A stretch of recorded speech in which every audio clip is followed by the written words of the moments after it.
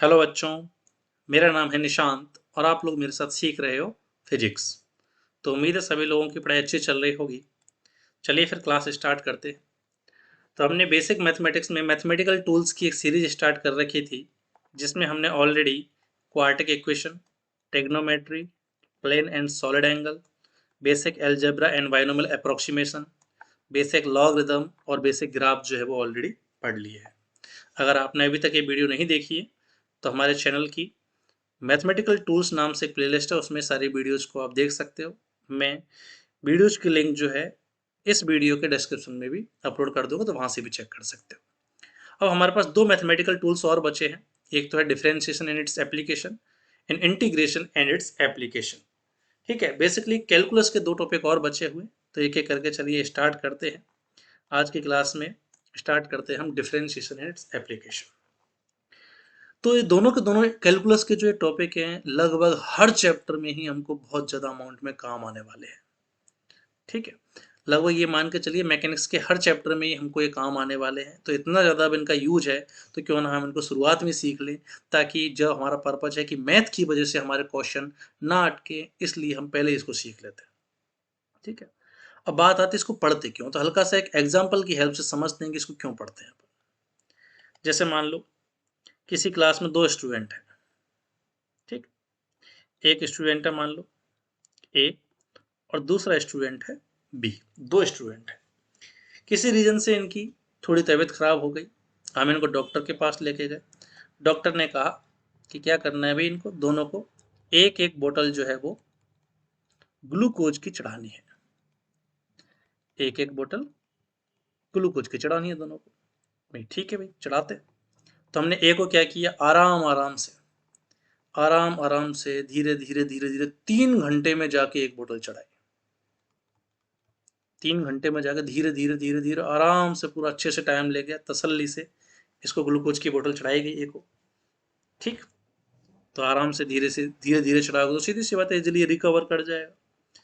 और बी के साथ अपन ने क्या किया, मात्र 10 सेकंड में बोतल लगाई और फुल स्पीड में ऑन करके, है कि एक तरह से मान लो पानी की मोटर से बोतल चढ़ा दी इसको। इतनी भयंकर रफ्तार में इसको बोतल चढ़ाई गई, 10 सेकंड में ही एक पूरी बोतल ग्लूकोज की इसको चढ़ा देगी। तो सीधी सी बात है क्या होगा, इसके प्राण पखेरु जो है ना बॉडी से निकल लेंगे। राइट, अब कोई कहेगा कि भाई आपने बी को मार दिया, तो हम क्या कहेंगे, हमने बी को मारा थोड़ी है, डॉक्टर ने कहा था कि बोतल चढ़ानी है, हमने तो बोतल चढ़ाई है बस। तो इसमें गलत क्या किया, डॉक्टर ने कहा था एक बोतल ग्लूकोज चढ़ाना है। तो ठीक है भाई, यहाँ से एक एग्जाम्पल से एक चीज़ समझ में आती है कि इसको ग्लूकोज चढ़ाई, दोनों ए को भी हमने ग्लूकोज चढ़ाई एक बोतल की, बी को भी हमने एक बोतल ग्लूकोज की चढ़ाया। पर दोनों में अंतर क्या रहा, अंतर रहा टाइम का, अंतर रहा चढ़ाने की रेट का। ए को हमने क्या किया, धीरे धीरे धीरे धीरे आराम से पूरी ग्लूकोज की बोतल चढ़ाई है, और बी को हमने बहुत तेजी से बोतल चढ़ाई है। मतलब मैं कह सकता हूँ कि चीज़ें, कोई भी इंसिडेंट है, कोई भी चीज़ अगर हमारी नेचर में हो रही है, ठीक है, उसका होना अपने आप में एक इम्पॉर्टेंट चीज़ है, बट वो किस रेट से हो रहा है ये भी अपने आप में इम्पॉर्टेंट है, कि चीज़ें किस रेट से हो रही है। जैसे, अब जैसे एक और एग्जांपल से अगर हम समझें कि भाई हमको खाने से एनर्जी मिलती है। ठीक है, हम सब एनर्जी के लिए क्या करते हैं, फूड कंज्यूम करते हैं। अब आपसे बोल दिया जाए कि आप ऐसा करो, 1 साल का सारा खाना एक साथ ही खा लो और सारी एनर्जी एक साथ ले लो, रोज रोज थोड़ा थोड़ा खाने की बजाय। तो सीधी सी बात है, 1 साल का खाना अगर एक साथ खाओगे तो पेट फट जाएगा। तो खाना खाना इंपॉर्टेंट है, बट किस रेट से खाया जा रहा है। ठीक है, टुकड़ों में खाया जा रहा है, बहुत ज़्यादा एक साथ ठूंस लिया गया है, ये भी अपने आप में एक अलग तरह की चीज़ हो जाती है। तो मतलब चीज़ें होना ही इंपॉर्टेंट नहीं है, उनके साथ साथ वो किस रेट से हो रही हैं ये भी अपने आप में बहुत इंपॉर्टेंट हो जाता है। कि भाई ठीक है, अब जैसे मैं अभी बोल रहा हूँ, तो मैं धीरे धीरे बोलूँ या मैं जल्दी जल्दी बोलने लग जाऊँ, मेरे बोलने की रेट भी अपने आप में इम्पोर्टेंट है।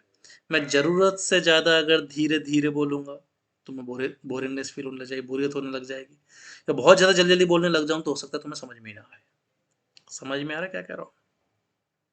तो बोलने की हमारे पास रेट की, जल्दी जल्दी बोला जा रहा है या धीरे धीरे बोला जा रहा है। कोई चीज़ अगर चल रही है तो वो जल्दी जल्दी चल रही है या धीरे धीरे चल रही है। वाटर अगर फ्लो कर रहा है तो जल्दी जल्दी फ्लो कर रहा है या धीरे धीरे फ्लो कर रहा है। एनर्जी अगर फ्लो कर रही है तो वो जल्दी जल्दी फ्लो कर रही है या धीरे धीरे फ्लो कर रही है। कुल मिला के रेट जो है वो भी फिजिक्स में अपने आप में बहुत इंपॉर्टेंट है। रेट, कि चीजों में बदलाव हो रहा है, बट किस रेट से हो रहा है, बदलाव जल्दी जल्दी हो रहा है या बदलाव धीरे धीरे हो रहा है। ठीक है, तो रेट की जहां जहां बात आएगी वहां वहां फिजिक्स में हम कर रहे होंगे डिफरेंशिएशन। फिजिक्स में लगभग हर चैप्टर में ही हम डिफरेंशिएशन, हर चैप्टर में ही हम रेट्स कैलकुलेट कर रहे होंगे, कभी टाइम के रेस्पेक्ट में, कभी पोजीशन के रेस्पेक्ट में, कभी डिस्टेंस के रेस्पेक्ट में। ठीक है, हम डिफरेंट डिफरेंट चीज़ों के रेस्पेक्ट में रेट्स देख रहे होंगे, और उनको मैथमेटिकल टूल जो है रेट कैलकुलेट करने का वो है हमारे पास डिफरेंशिएशन। तो उम्मीद है आपको थोड़ी सी क्लैरिटी आई होगी कि डिफरेंशिएशन किस हद तक हमको जो है काम में आने वाला है। ठीक, अब डिफरेंशिएशन के फिजिक्स में क्या एप्लीकेशन है उस पर आने से पहले आज की क्लास में हम सीखेंगे डिफरेंशिएशन मैथमेटिकली होता कैसे है। फिर नेक्स्ट लेक्चर में हम डिस्कस करेंगे कि फिजिक्स में इसके किस तरीके से एप्लीकेशन किए जाएंगे। चलिए फिर इसकी मैथमेटिकल अप्रोच की तरफ चलते हैं। जैसे आपको कह दिया, मान लो एक इक्वेशन है y equal to x square. अब इस इक्वेशन में y भी वेरिएबल है और x भी वेरिएबल है। ठीक है, अब x भी वेरिएबल है और y भी वेरिएबल है। x जैसे जैसे बदलता जाएगा वैसे वैसे y भी बदलता जाएगा। ठीक है, तो हम कहेंगे कि y जो है वो x के साथ बदल रहा है, means y is function of x। y is function of x। ठीक है, कि y जो है वो x का फंक्शन है, y is function of x। अब ऐसा जरूर नहीं है y हमेशा x के साथ वेरी करे, y हो सकता है t के साथ वेरी कर रहा हो। ठीक है, p के साथ वेरी कर रहा हो तो y t का p का रेस्पेक्टिव फंक्शन हो जाएगा। क्लियर? तो बस ये एक मैथमेटिकल टर्म है बस बोलने की, ऐसा नहीं है कोई खतरनाक सा काम है। y x के साथ चेंज हो रहा तो y x का फंक्शन हो गया। अगर मैं कहता कि वेलोसिटी इक्वल टू है टी स्क्वायर प्लस 2t+1, तो मैं कहता कि वेलोसिटी टाइम का फंक्शन हो गई। तो बस बोलने का तरीका कोई रॉकेट साइंस वाली बात नहीं है। ठीक, अब इसमें अगर ध्यान से देखो तो देखो x भी बदलेगा और y भी बदलेगा, दोनों के बदलाव आपको जरा ध्यान से देखते हैं। तो जब मैंने x की वैल्यू मान लो 1 ली, x की वैल्यू मैंने 1 ली, तो y की वैल्यू कितनी मिलेगी, 1 का स्क्वायर 1 हो गई। x की वैल्यू 1 लेने पे y की वैल्यू कितनी मिली 1। x को बदलते हैं, x की जगह आप 2 रख दो, तो जब x की वैल्यू 2 लेंगे तो 2 का स्क्वायर होके y की वैल्यू कितनी आ जाएगी 4 आ जाएगी। तो मैं कह सकता हूँ देखो x भी बदल रहा है और उसके करस्पॉन्डिंग y भी बदल रहा है। अब अगर मैं देखूं कौन कितना ज्यादा बदला, तो चेंज को दिखाने के लिए एक सिंबल काम में लेते हैं, ये ट्राइंगल सा सिंबल, इसको कहते हैं डेल्टा। तो डेल्टा जो है ये बताता है चेंज को, डेल्टा डिनोट करता है final value minus initial value को। जब चेंज सिग्निफिकेंट हो, जिसको अपन नॉर्मली मैथमेटिक्स से कैलकुलेट कर पाए, जैसे आपसे बोल दिया 0.1 में से 0.3 गया, कितना आ जाएगा -0.2 आ जाएगा हमारे पास, या 10,000 में से 1,000 गया 9,000 आ जाएंगे हमारे पास। तो ऐसे केस में अपन डेल्टा का जो है काम में लेंगे। लेकिन अगर चेंज वेरी स्मॉल हो, जैसे आपसे बोल दिया 0.000000, आप 0 0 लिखते रहे, फिर आपकी नेक्स्ट जनरेशन पैदा हुई, वो भी 0 0 लिखती जा रही है, फिर आपने उससे भी कहा कि बेटा तू भी 0 0 लिखते चलना, इस तरीके से एंड में जाके 1 लगाया। ठीक, फर्दर सेकेंड पर्सन, उसने 0 0 0 0 लिखा, फिर उसके भी बच्चे हुए, उसने बोला बेटा 0 0 लिख। इस तरीके से 2 3 पीढ़ी तक 0 0 0 0 0 लिखते हुए 1 लगाया। अब मैं अगर इनको सब्ट्रैक्ट करूं तो यहाँ पर जो चेंज आएगा वो भी इसी तरह का वेरी स्मॉल आ जाएगा हमारे पास। तो यहाँ पे क्या किया जा रहा है, एक वेरी स्मॉल क्वांटिटी में से वेरी स्मॉल क्वांटिटी को सब्ट्रैक्ट किया तो डिफरेंस भी वेरी स्मॉल आया। इस चेंज को अपन सिंपल डेल्टा से डिनोट करने की बजाय इस वेरी स्मॉल चेंज को अपन डिनोट करते हैं स्मॉल डी से। क्लियर? तो स्मॉल डी भी चेंज को ही बता रहा है, बट स्मॉल डी से अपन किसको डिनोट करेंगे, वेरी स्मॉल चेंज को, इनफाइनाइटली स्मॉल चेंज। ठीक है, हाँ भाई। तो इस इक्वेशन पे अगर अपन वापस आए तो अपन ने क्या किया, x में बदलाव किया, तो x में बदलने के साथ साथ y भी बदला। अब मैं देखता हूँ x कितना बदला, तो x में चेंज आया x2 माइनस x1 से 2 माइनस 1 1 आया। तो x में जब 1 का चेंज आया तो इसके करस्पॉन्डिंग y में कितना चेंज आया, तो y में चेंज आया 4 माइनस 1 से 3 का। तो मैं कहूंगा देखो x भी बदला है और y भी बदला है। ठीक, बट x जब 1 बदला तो y कितना बदला, 3 टाइम्स ज्यादा बदला है। तो यहीं अगर मैं रिलेटिव चेंज निकालूं कि change in y with respect to change in x, तो ये हो जाएगा 3:1।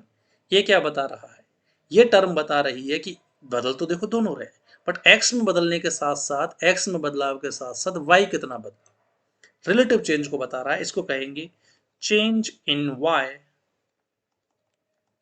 With respect to change in x। Change in y with respect to change in x। अब यहाँ तो ये सिग्निफिकेंट चेंज था, इसलिए अपन ने बेसिक मैथ अलजेब्रा से कैलकुलेट कर लिया। अगर ये चेंज वेरी स्मॉल हो तो मैं डेल्टा y को डिनोट करूंगा dy से और डेल्टा x को डिनोट करूंगा dx से। This will be very small change in y with respect to change in x, और इसी चीज को अपन कहते हैं डिफरेंशिएशन। अब यहाँ x में नीचे लिया गया तो इसको रेफरेंस बोल देंगे, तो this is change in y with respect to x, या बोल दो differentiation of y with respect to x।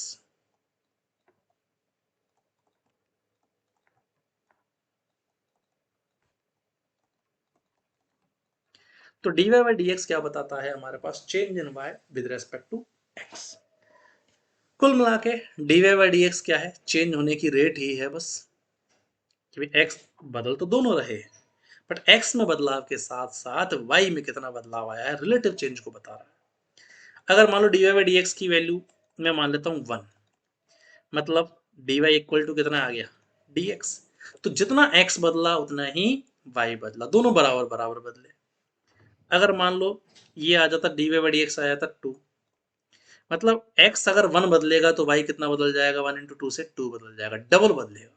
तो मैं कहूंगा कि यहाँ पे बदल तो दोनों रहे हैं, यहाँ बदल तो दोनों रहे हैं, बट x के कंपेरिजन में y जो है वो डबल बदल रहा है, डबल चेंज हो रहा है। ऐसे अगर लेस देन 1 हो जाएगा तो ये कम चेंज होने लग जाएगा, बट चेंज दोनों में आ रहा है।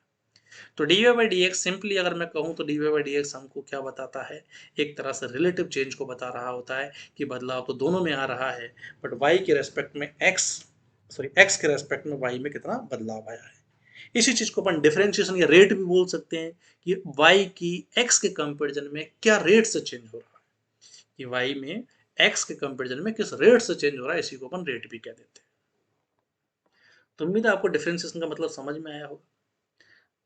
अब सिंबल अगर बात करूं कि डिफरेंशिएशन के सिंबल क्या होते हैं,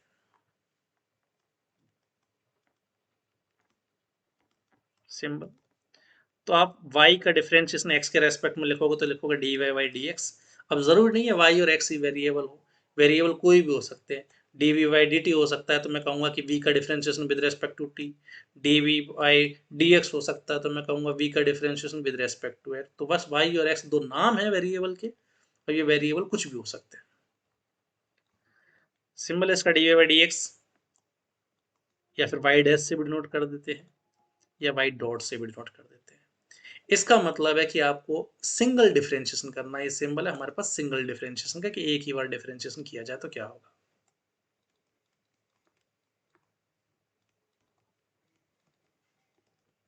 ठीक है। अब डबल ट्रिपल डिफरेंशिएशन भी होते हैं, उनकी बात अपन सिंगल समझने के बाद करेंगे। तो एक बार वीडियो पॉज करके जरा एक कॉपी कर लीजिए सब लोग,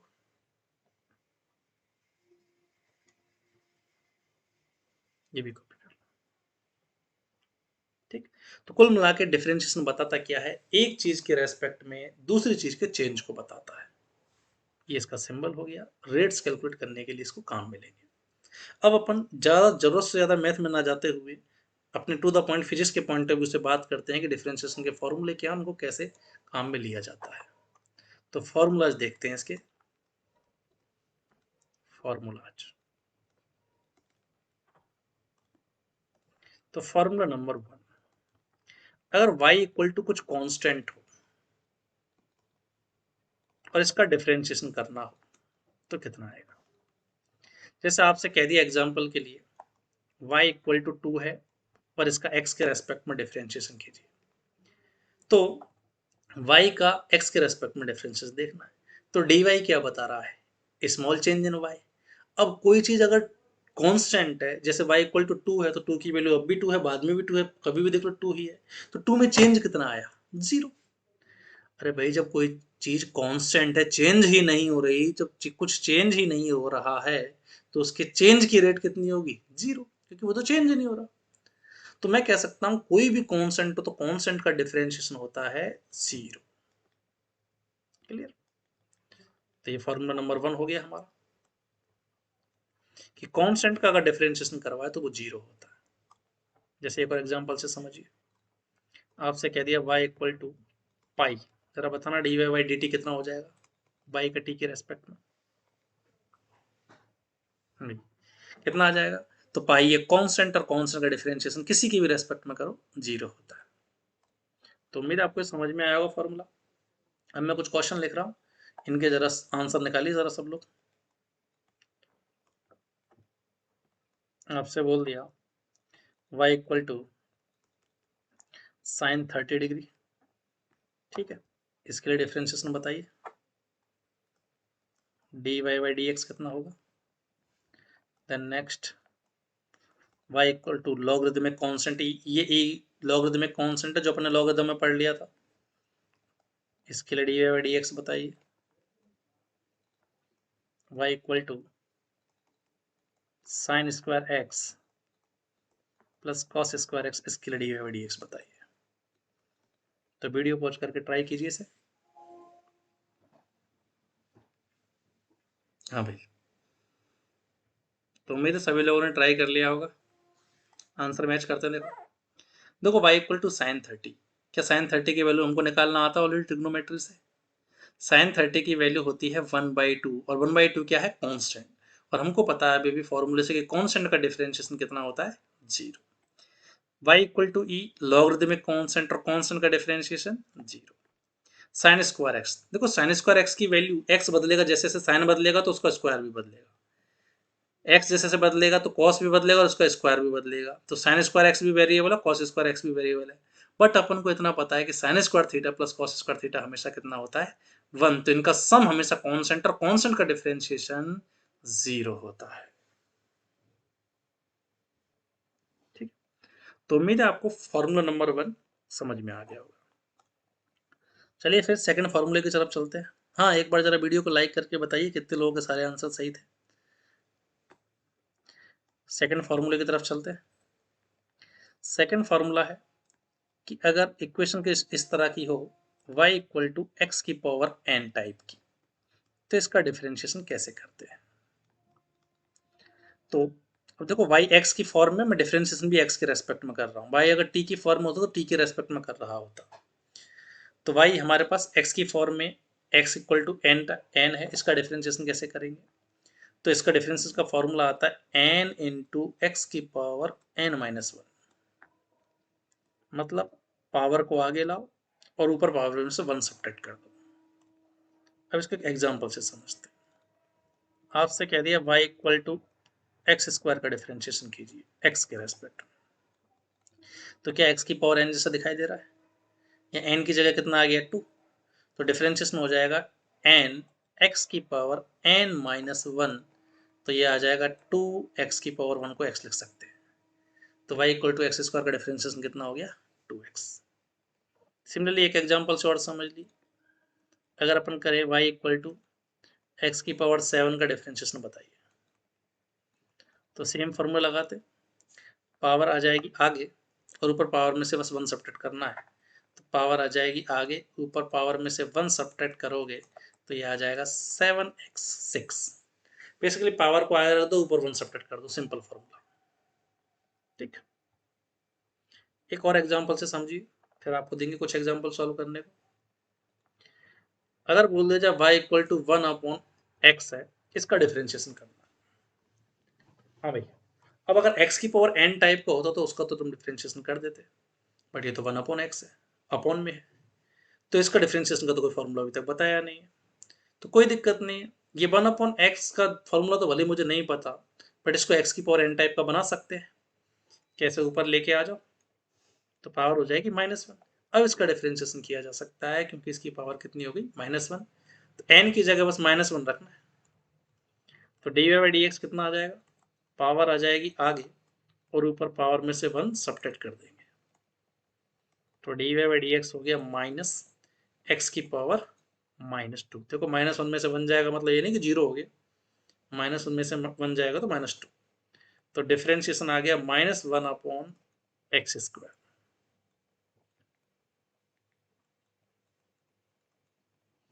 पावर नीचे गई तो साइन चेंज हो जाएगा।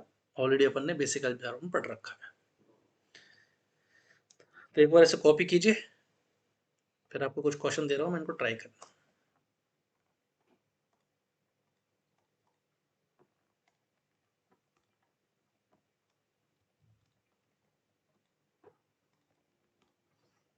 y equal to x³ y equal to x की power 3/2 y equal to √x y equal to x y equal to 1/√x y equal to, चलो एक बार वीडियो पॉज करके इनको ट्राई कीजिए। चलिए फिर आंसर मैच करते हैं। तो यहाँ dy/dx फाइंड करना है। तो देखो x की पावर n से अगर कंपैरिजन करूं तो क्या n की वैल्यू 3 हो गई? डेफिनेटली। तो फॉर्मूला क्या लगाएंगे? पावर आ जाएगी आगे, ऊपर पावर में से 1 सब्ट्रैक्ट हो गया तो ये आ जाएगा 3x²। ठीक है। ऐसे अपन डायरेक्टली भी कर सकते हैं, इतना अपन को पेन चलाने की जरूरत नहीं है। जैसे आपको बोल दिया जाए x की पावर 6 का बता दीजिए तो 6x5 हो जाएगा, पावर आगे आ गई, ऊपर एक कम हो गया। आपके बोल दिया x की पावर 3 का बताइए तो 3x² हो जाएगा। x की पावर 2 का बताइए तो 2x1 हो जाएगा, है कि नहीं। x की पावर 1 का बताइए या x की पावर 10 का बताइए तो 10x9 हो जाएगा। Simple differentiation. ठीक। अगला देखते हैं जरा। इसमें dy/dx फाइंड करना है। तो देखो x की पावर n से कंपेरिजन करूं तो ये n की वैल्यू हो गई 3/2। तो डिफरेंशिएशन क्या हो जाएगा? पावर आ गई आगे और ऊपर पावर में से 1 सब्ट्रैक्ट करेंगे तो ये बन गया 3/2। और 3/2 में से 1 जाएगा तो ये आ जाएगा 1/2। तो 3/2 x की पावर हाफ, हाफ का मतलब होता है अंडर रूट, तो इसको लिख सकते हैं 3/2√x। ठीक है। नेक्स्ट अगर बात करूं तो देखो y इक्वल टू √x का तो तुम्हें कोई फॉर्मूला नहीं बताया है, बट x की पावर n टाइप में कन्वर्ट करके फिर हो सकता है। कैसे?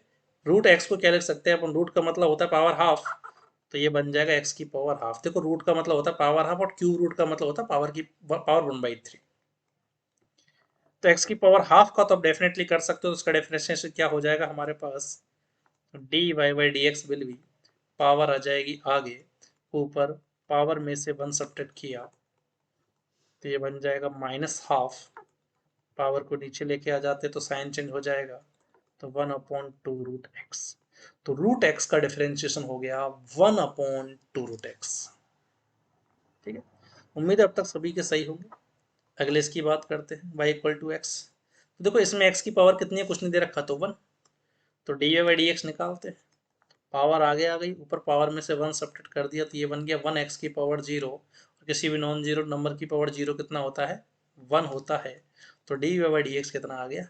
1 आ गया। अब ये याद भी रखना, x का x के रेस्पेक्ट में 1, y का y के रेस्पेक्ट में 1, t का t के रेस्पेक्ट में 1 होता है। ठीक है। नेक्स्ट सॉल्व करते हैं।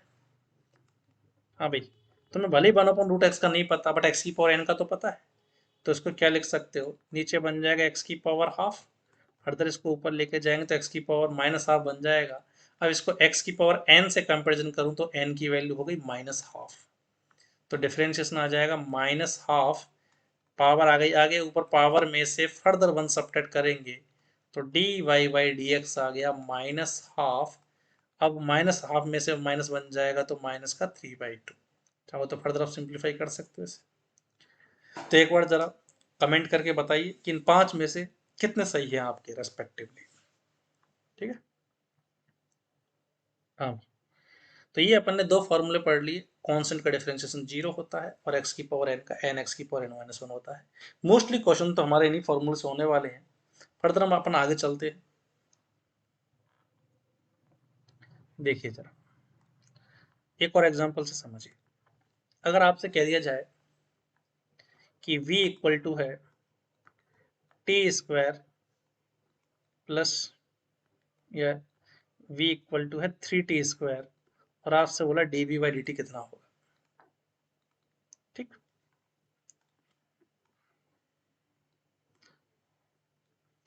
अब इसको बताने से पहले जरा एक मैं रूल बता देता हूँ। देखो फॉर्मूला अलग चीज है, रूल अलग चीज है। तो यहाँ मैं रूल नंबर 1 बता रहा हूँ डिफरेंशिएशन के लिए, कि जैसे मान लो आपके पास कोई टर्म है y equal to f x, y equal to f x, वो इक्वेशन है। ठीक है, तो अगर मैं डिफरेंशिएशन करूँ d y by d x, तो ये कितना हो जाएगा, इसका डिफरेंशिएशन कर देंगे एक बार, एक्स स्क्वायर तो 2x हो जाएगा, कॉन्स्टेंट है तो 0 हो जाएगा। ठीक है, अभी x की टर्म से तो इसका डिफरेंशिएशन कर दिया। अगर इसके साथ में कोई मल्टीपल भी हो, कांस्टेंट हो, अल्फा कांस्टेंट है यहाँ पर, तो कांस्टेंट अगर मल्टीपल डिवीजन में होता है तो साथ में पड़ा रहता है ये। ठीक है, हाँ कांस्टेंट अगर +-+2 -3 टाइप का है तो फिर तो कांस्टेंट का डिफरेंशिएशन 0 हो जाएगा। लेकिन अगर कांस्टेंट मल्टीपल डिवीजन में होता है तो पड़ा रहता है। क्यों पड़ा रहता है, आपसे कहूँ कि y इक्वल टू 2 क्या कांस्टेंट है, यस कांस्टेंट है।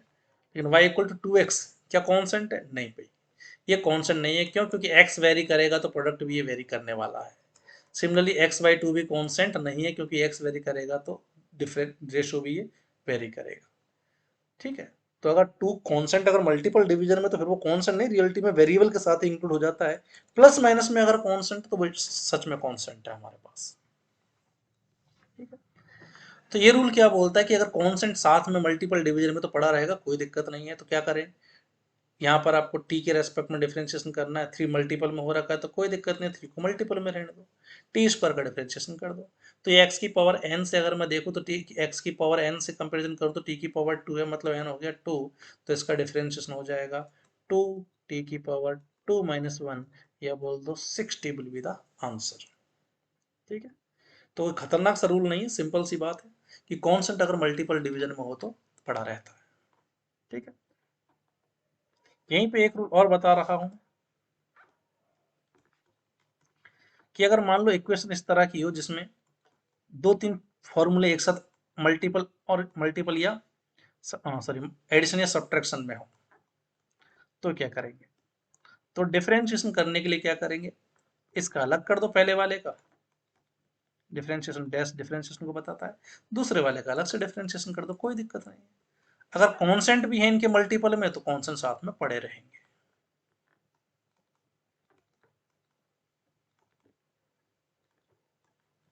अब दोनों रूल्स को काम में लेके मैं एक ही एग्जांपल में सिखाता हूं जरा। आपसे कह दिया x इक्वल टू है 2 plus T square plus 3t, और dx बाई dt फाइंड करना है। तो क्या करें, तो देखो एक फार्मूला 2 है, एक टी स्क्वायर, एक 3t है, तीन तीन चीजें ऐड हो रखी हैं, तो कोई दिक्कत नहीं है, तीनों का अलग अलग डिफरेंशिएशन कर दो। 2 कांस्टेंट है और कांस्टेंट का डिफरेंशिएशन कितना होता है, 0। टी स्क्वायर का एक्स की पावर एन की तरह से कितना हो जाएगा, पावर आ जाएगी आगे, ऊपर पावर में से 1 सब्ट्रैक्ट कर देंगे। अब 3t में 3 मल्टीपल में है, मल्टीपल डिवीजन में कांस्टेंट हो तो पड़ा रहता है। टी का टी के रेस्पेक्ट में कितना होता है, 1, एक्स का एक्स के रेस्पेक्ट में 1, टी का टी के रेस्पेक्ट में। आप चाहो तो कर भी सकते हो, टी की पावर 1 को क्या लिख सकते हो, 1, टी की पावर 1 - 1, तो ये 1 ही हो जाएगा हमारे पास।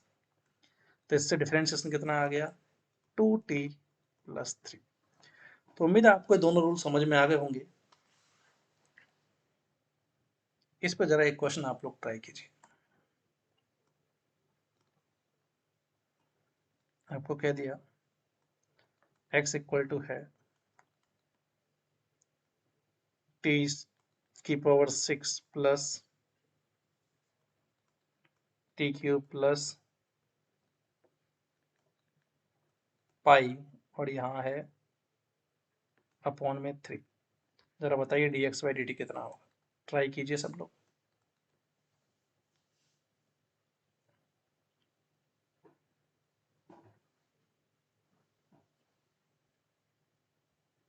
हाँ भाई, ट्राई कर लिया होगा सबने, फिर आंसर मैच करना अपना। तो देखो तीन चार चीज़ें ऐड हो रखी हैं तो कोई दिक्कत नहीं, अलग अलग डिफरेंशिएशन कर देते हैं। टी की पावर 6 का कितना हो जाएगा, पावर आ जाएगी आगे, ऊपर पावर में से 1 सब्ट्रैक्ट कर दिया। और कॉन्स्टेंट मल्टीपल डिवीजन में हो तो पड़े रहेंगे, 1/3 पड़ा हुआ है। टी क्यूब का कितना हो जाएगा, 3t स्क्वायर। और कॉन्स्टेंट अगर एडिशन सब्ट्रैक्शन में हो तो उसका डिफरेंशिएशन 0, तो dx/dt की वैल्यू आ गई हमारे पास 65 प्लस 3 से 3 खत्म t²। उम्मीद है सबका सही हो। तो अभी तक हमने दो फॉर्मूले पढ़े हैं कि कांस्टेंट का डिफरेंशिएशन 0 होता है और x की पावर n का n x की पावर n-1। अगर कोई कांस्टेंट मल्टीपल डिवीजन में तो पढ़ा रहेगा, तीन चार चीजें ऐड कर रखी तो सबका इंडिविजुअली ऐड या सब्ट्रैक्शन भी हो सकता है, माइनस होता तो या माइनस पड़ा रहता। एडिशन सब्ट्रैक्शन के केस में अलग अलग कर देंगे डिफरेंशिएशन। ठीक है, तो अपने अब तक दो फॉर्मूले पढ़ लिए, एक्स की पावर n और कांस्टेंट का। थर्ड फॉर्मूले की तरफ चलते हैं। अब मैं ले रहा हूं कुछ ट्रिग्नोमेट्रिक फॉर्मूले।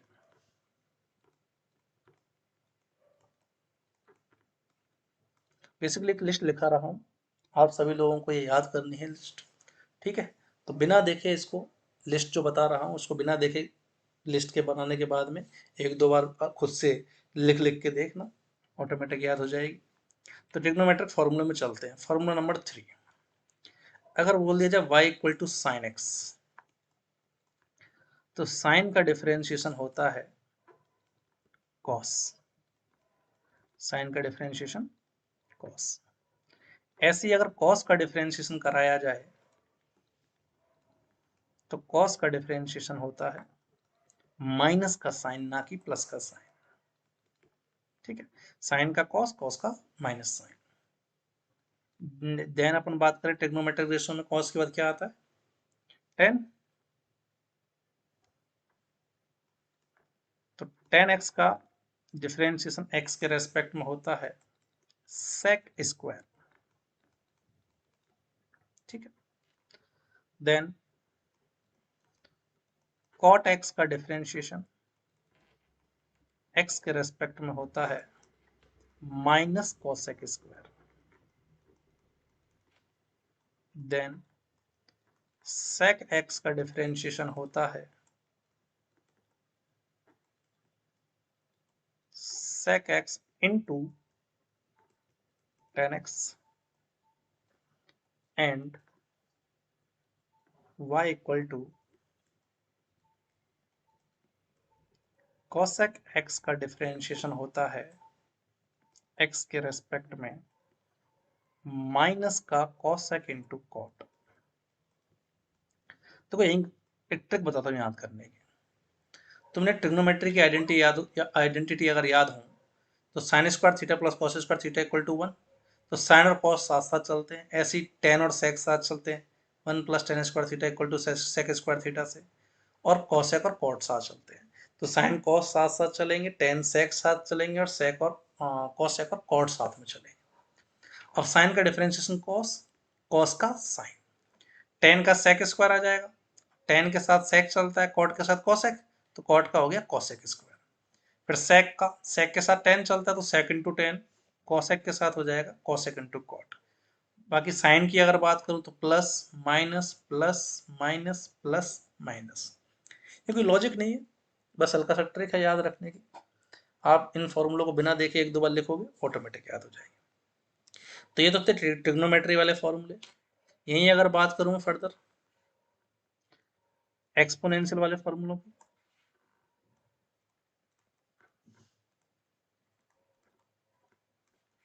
तो फॉर्मूला नंबर 9, अगर y इक्वल टू कोई कांस्टेंट a की पावर x हो, a कोई कांस्टेंट है यहाँ, जैसे 2 की पावर x, 3 की पावर x, तो इसका डिफरेंशिएशन होता है a की पावर x का a की पावर x log a।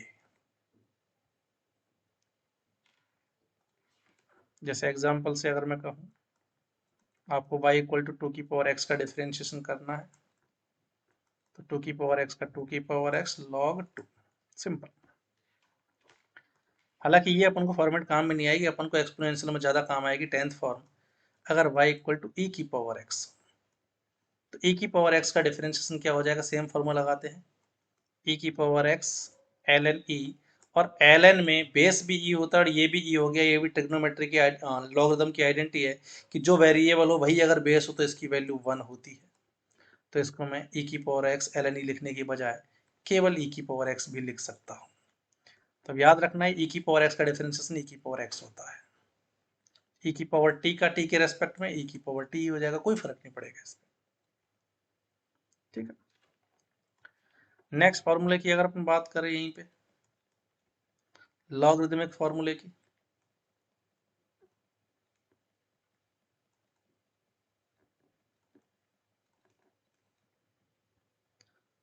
चलो एक बार इस पे एक एग्जांपल और देख लेते हैं अपन। जैसे आपको कह दिया जाए v इक्वल टू e की पावर t हो, तो इसका dv बाई dt कितना हो जाएगा? तो सेम फॉर्मूला लगाइए, e की पावर t का x का e की पावर x का x के रेस्पेक्ट में सेम रहा, तो e की पावर t का t के रेस्पेक्ट में सेम रहेगा। ठीक, ऐसे ही अगर मैं लॉगरिदमिक फार्मूले की बात करूं, तो अगर y equal to log x हो, तो इसका डिफरेंशिएशन कैसे करते हैं? तो लॉग का फॉर्मूला होता है 1/x, लॉग x का डिफरेंशिएशन होता है 1/x, ऐसे लॉग t का हो जाएगा 1/t। तो कुल मिला के टोटल 11 फॉर्मूले लिखा है मैंने। ठीक है, 6 ट्रिग्नोमेट्री के, 2 एक्सपोनेंशियल के और एक लॉगरिदमिक। वीडियो पॉज करके ध्यान से इसे कॉपी कीजिए।